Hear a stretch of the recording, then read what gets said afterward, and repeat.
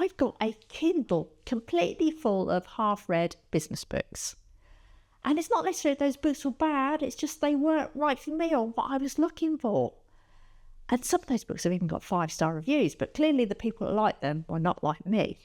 So now, before I buy a book, I do something different. I ask ChatGPT to help me.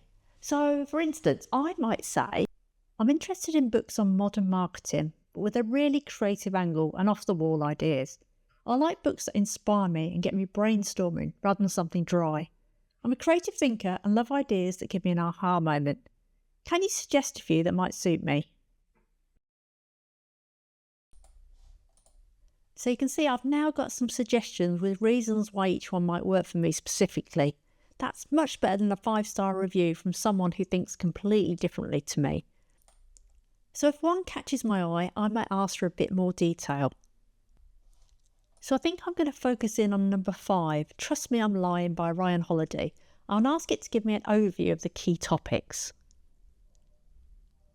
And you can see it's laid out much more in depth about what's included in the book. And if I'm still not sure, I might ask it if there are any good YouTube videos or podcasts where the author talks about the book. Authors of business books often do a lot of podcast interviews. Now this is great because you can get all the real nuggets without all the padding. So I tend to go and listen to one of those first. And you can see it's given me 3 examples where I can watch to learn more. But here's where it gets even better.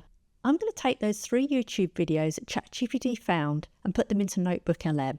Now you can find NotebookLM at notebooklm.google. First, we're just going to hit that plus button and create a new notebook. Click where it says websites and then paste in the YouTube links. Once they're loaded, I can then use those videos as a source and ask any questions about them. So I'm going to ask, what's the central idea of this book? What would it be most useful for? Is it more practical or more inspirational?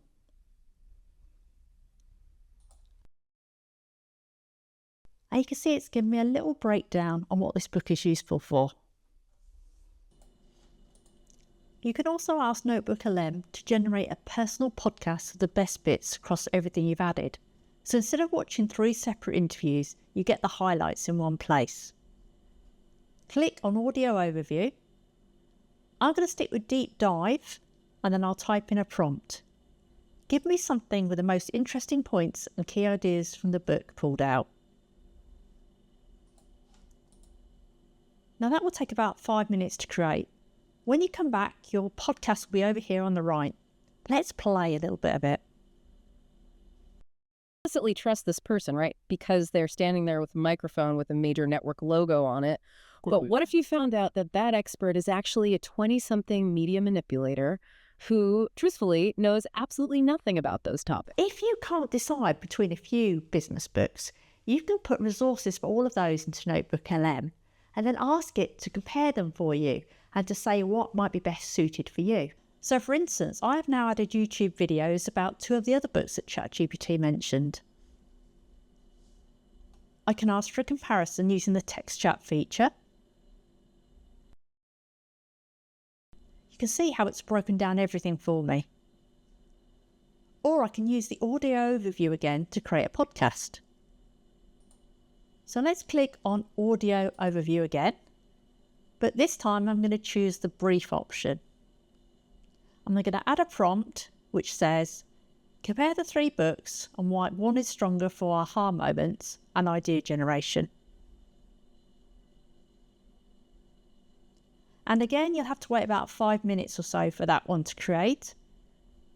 Let me play you a snippet of it. This is the brief on comparing 3 top marketing books. So we're looking at Jonah Berger's Contagious, Ryan Holiday's Trust Me I'm Lying, and Rory Sutherland's Alchemy to see exactly how they approach influence and why one of them specifically stands out as the ultimate tool for generating breakthrough ideas. I'll be honest, sometimes after I've done the research, I don't even need to read the book because I've got all the key points. But if it sounds really good, I like to dig a bit deeper and actually get the book. And also, the good thing about the Kindle book is you can highlight things and refer back to them later. But either way, you know whether you're likely to like a book or not. If you like AI tips like this, I have a newsletter. You can get the link below, and I will see you in the next one.